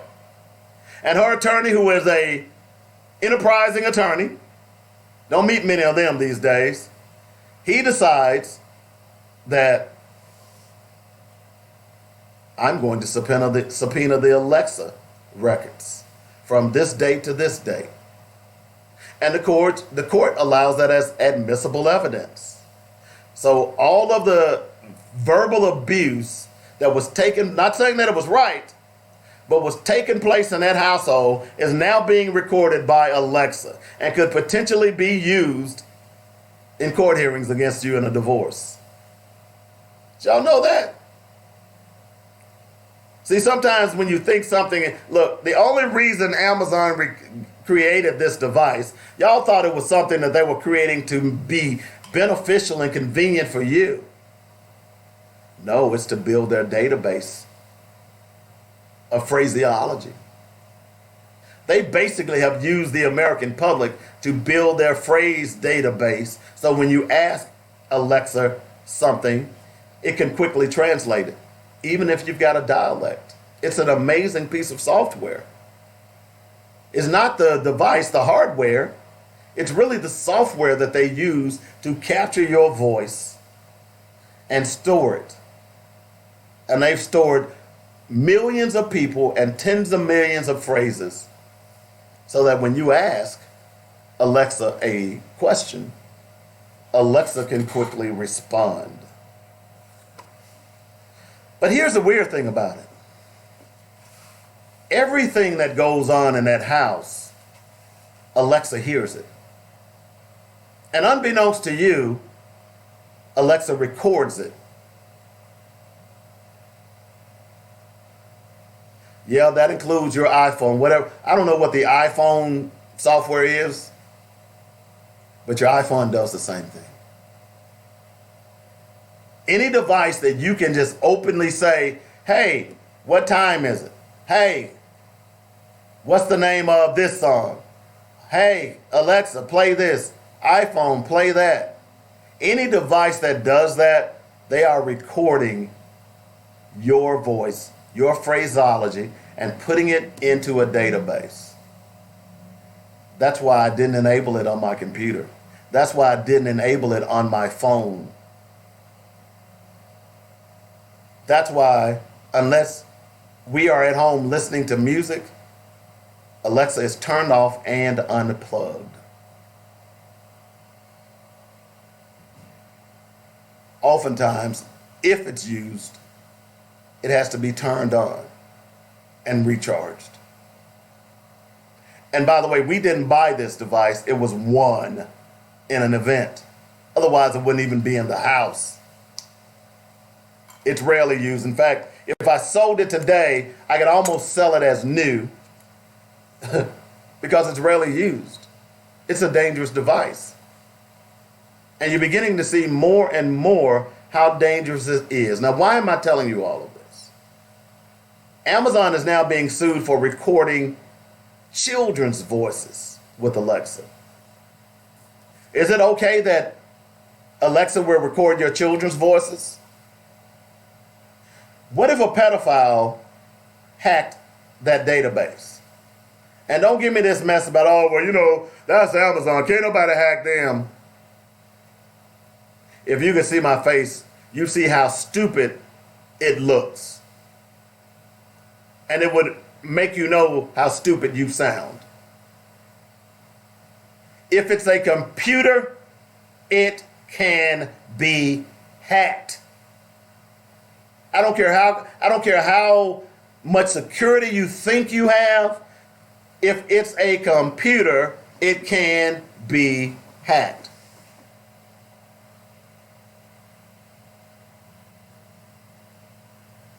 So a lawsuit seeking class action status, accusing Amazon of using its Alexa voice assistant to create voice prints of millions of children. So unbeknownst to you, when you have your Alexa on, Alexa is actually recording your children as well. Just not recording you and the hubby making whoopee, or you and the side piece making whoopee. You do know that, right? So you got a side piece and you cheating on your man or your woman, and you got an Alexa in your house, or Alexa, you have an Alexa enabled phone. You do realize that Alexa is recording all of that, right? Hello? Future shock. Sometimes convenience is not always good for us. See, I'm more or less now, I need the government to step in and put a harness on these social media companies. I need the government to step in and put a harness on some of these stores who are requiring you to get a card so that they'll give you a 2-cent discount. Because all they're doing is getting your data, your phone number, your name, and your email, and they are selling it to other companies. They're making millions of dollars off of that. And you don't know it. I told y'all last week, I went to this store. The lady got kind of irate that I didn't want a red dot card, well, I don't know what the name of the damn card was, but she was upset that I didn't want one of those cards. The guy in front of me, she had, and apparently they might, and I wouldn't be surprised, they probably get a bonus of every time they sign somebody up with a red dot card. Okay? They probably get a bonus. So this lady gets upset with me because the guy before me, oh, do you have a red dot card? No, I don't. Would you like one? It'll save you da da da da da da da da da da. He said, sure. How do I sign up? Well, here, I can sign you up right now. Sign him up. I'm next. Sir, do you have a red dot card? No, I don't. Well, you know how to save you so-and-so, so-and-so? No, I don't. Do you want one? No, I don't. But it'll say, no, I don't. And then she got nasty with me. Because I didn't want the red dot card that was going to save me 5 cents. Or 5 cents that you could already discount. So that you can then turn around and take my information and sell it to other companies and make millions of dollars off of it. So no, I didn't want your little red dot card. I don't want your blue dot card. I don't want your pink dot card. I don't want none of those cards. I just want to be able to go into a store and pay for my products and get a decent price without being threatened because I don't sign up for your little stupid card. So I don't want to be in your database. But this lawsuit, as reported by the Seattle Times, the lawsuit was filed in federal court this past Tuesday. It claims that Amazon is unlawfully recording children with its Alexa voice assistant, in addition to unlawfully holding on to those recordings to contribute to a massive database of billions of voice recordings containing the private details of millions of Americans.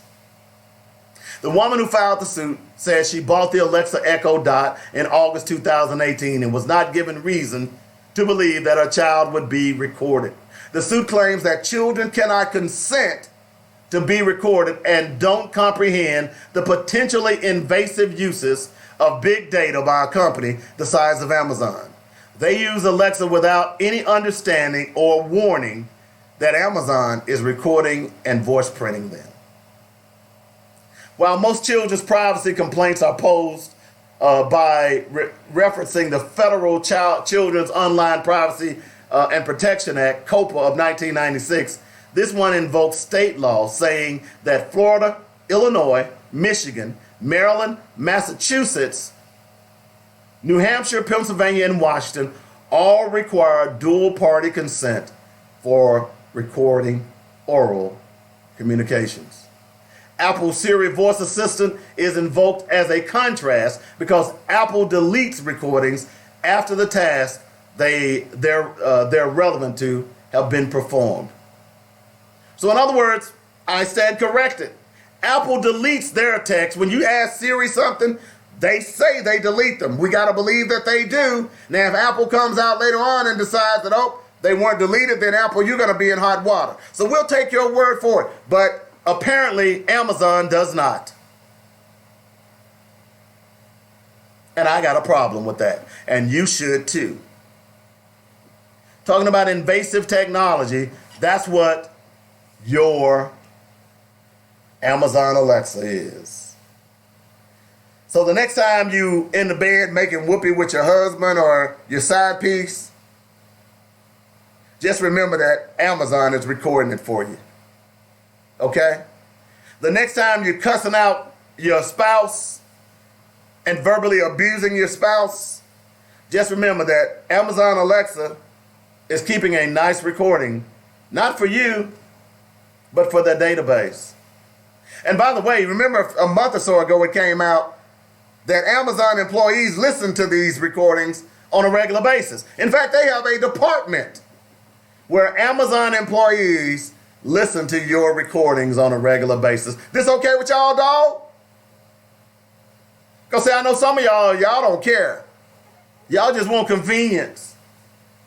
Y'all don't care what they do. Long as it's making it easy for me, I don't care.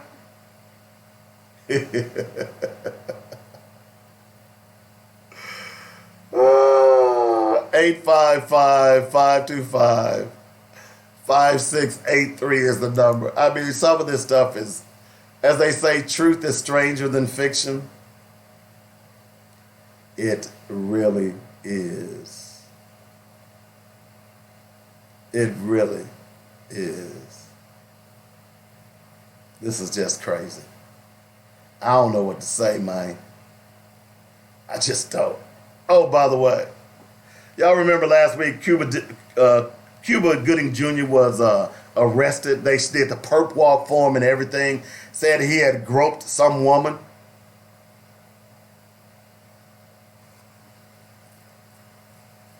Well, over the weekend it came out that there was a videotape and Cuba Gooding Jr. hadn't groped anyone.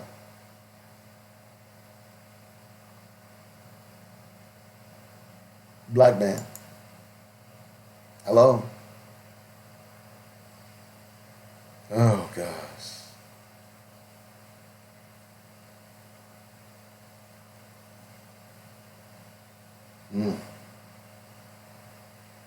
Here's some more news for you. A white 61-year-old lawmaker recently won election years after he faced charges of having sex with a 17-year-old black girl. On June 11, 2019, Joe Morrissey defeated incumbent Rosalind Dance in a state Senate primary that took place in Richmond, Virginia. The win comes 5 years after Morrissey pleaded guilty to having sex with a minor. In 2014, Morrissey, 56 at the time, pleaded guilty to contributing to the delinquency of a minor after he allegedly had sex with Myrna Warren, his then 17-year-old receptionist. The two allegedly had sex shortly after she started working for the firm. I remember this story now that I remember this. Morrissey married Warren on June 11, 2016, and they now have 3 children. He insisted that he had sex with Warren after she turned 18, the age of consent in Virginia. In April 2018, Morrissey was disbarred for practicing law in Virginia following his alleged misconduct. He will likely win the general election in November because no Republican ran in the GOP primary for the Senate seat.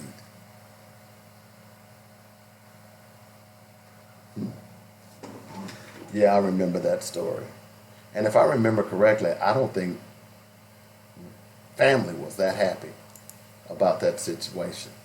In fact, he basically seduced this girl. That's the bottom line.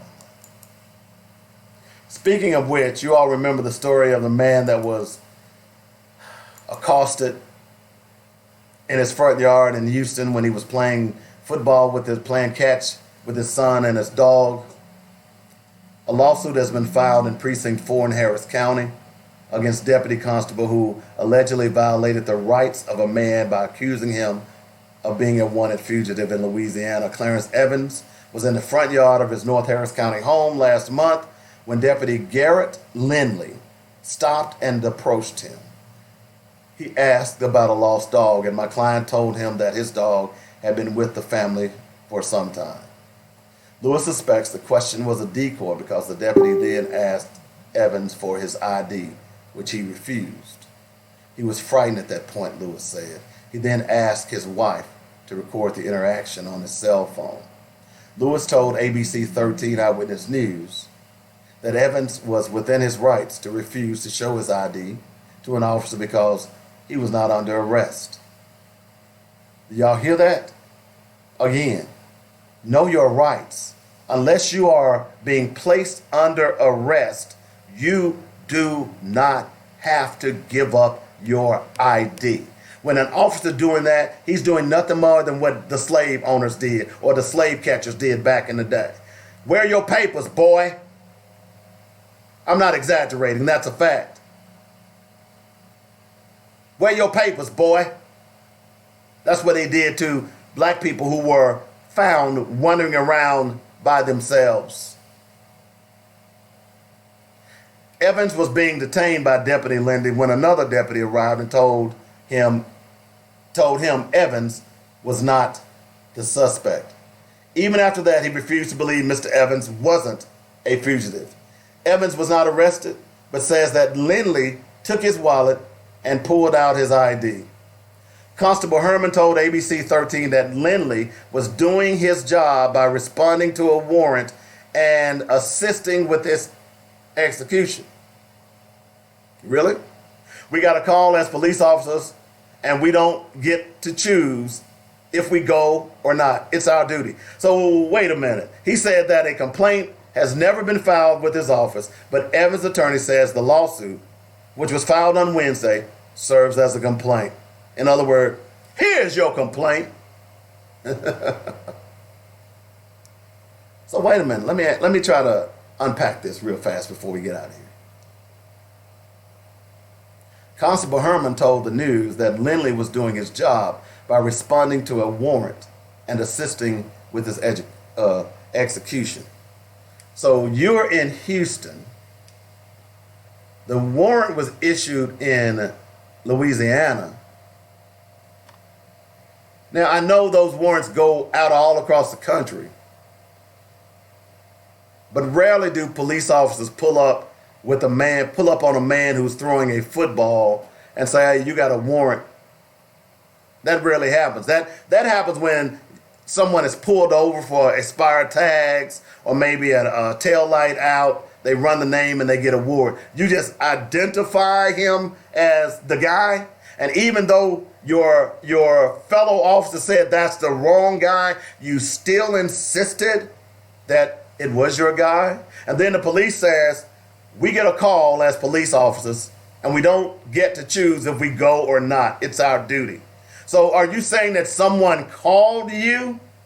I'm a little confused. Now, if we had some enterprising media, the next question should have been, wait a minute, Constable Herman, are you saying that someone called you and said that this man had a warrant for his arrest? Really? That would be a question I'd like to know. Wouldn't you, girls and boys?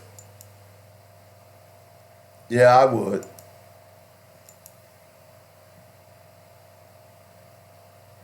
Yeah, I agree with you, John Walker. Sue all these overzealous cops and prosecutors. The unfortunate thing is that even if you sue them, you still don't get an opportunity to wreak havoc because the money comes from taxpayers. We're going to take a quick pause for the calls. I'll be back to wrap this thing up. You're listening to Black Focus Radio. I'm dynamic Dave Coleman on joinnetradio.com.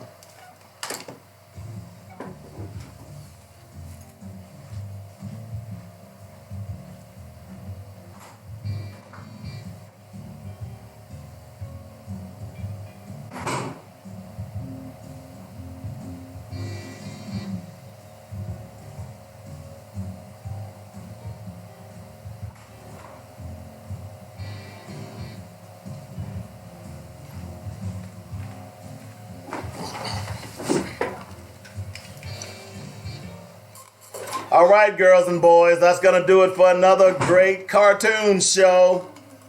Yeah, make sure you tune in. Same bat time, same bat channel. Every day, Monday through Friday, noon to 2 p.m. right here on Joint Radio. It's called Black Focus Radio.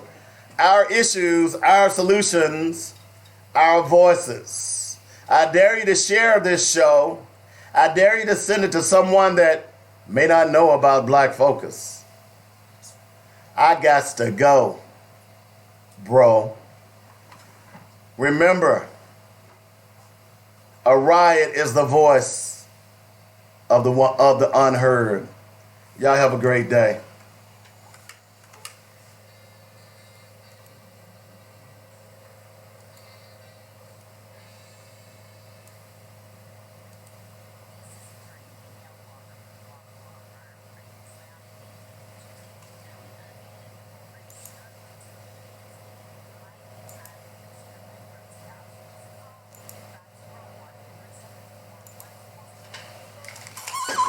With the professional legal guidance. See y'all later, alligators. From foreclosure, harass and bill collectors, repossession, wage garnishments, and more. I have a proven record of serving clients just like you for over 20 years. I'm conveniently located downtown Little Rock at 323 Center Street, Suite 1020. Call today for a free, no obligation consultation. 501-374-1448, 501-374-1448, 501-374-1448. This is attorney Danielle Walker from the Walker Law Firm, and let me help you. Mitchell Funeral Home welcomes all of Arkadelphia and Arkansas in Clark County since 1966. At Mitchell Funeral Home, they understand that the funeral is a celebration of life and legacy, so the entire staff takes great pride in the caring, personal, and professional services they provide. Cremations, funeral planning, burial policy, life insurance, notary, and monument sales are just a few of the services they offer. Flexible packages are available as well. Mitchell Funeral Home appreciates the trust and confidence placed in them and will continue to enhance their services so as to serve you better. Call now. Get connected. 870-246-2611. That's 870-246-2611. Call, click, or come by.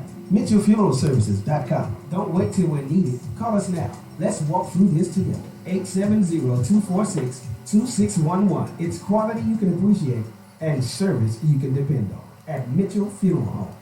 Fill your home for the holidays with Bedrock Mattress and More. Bundle and save for every room in your home. Package deals just in time for the holidays. Our first bundle starting at $598. Perfect for a dorm room. Bundle deal 2, only $15.99. Enough to fill your first apartment. And fill your home with our third bundle starting at only $24.99. Come get these deals while they last. Special pricing going on now through the end of the year. Celebrate this holiday season with something new from Bedrock Mattress and More. 3901 South University in Little Rock. Hi, I'm attorney Theodore Thompson from the Thompson Law Firm, and I want to help you through legal matters. Whether it's criminal defense, bankruptcy, personal injury, or family law, I want to help you. I can be reached at 501-503-5095. Don't face your legal issues alone. You need an attorney whose primary objective is to provide you with the best legal representation. Our office address is 415 North McKinley, Suite 710 in Little Rock. I'm attorney Theodore Thompson, and I want to provide you with the best legal representation. We'll only play like maybe 2 minutes of it. Okay. Y'all have 10 seconds. Have you already sent it? Yes.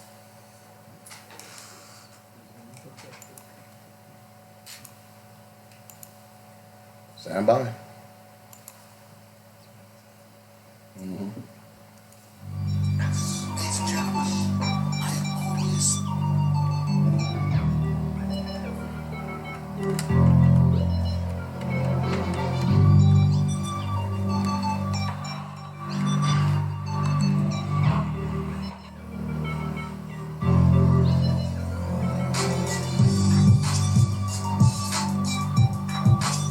Ready?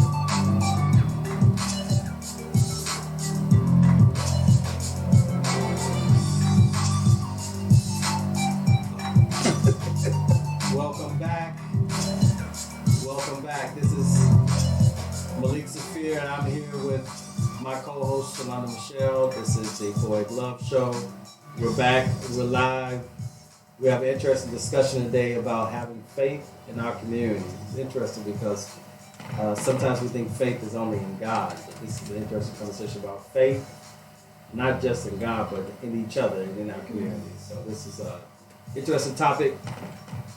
To all you fathers out there, happy belated Father's Day. Happy Father's Day. Holding it down in the streets, in the homes, on your jobs,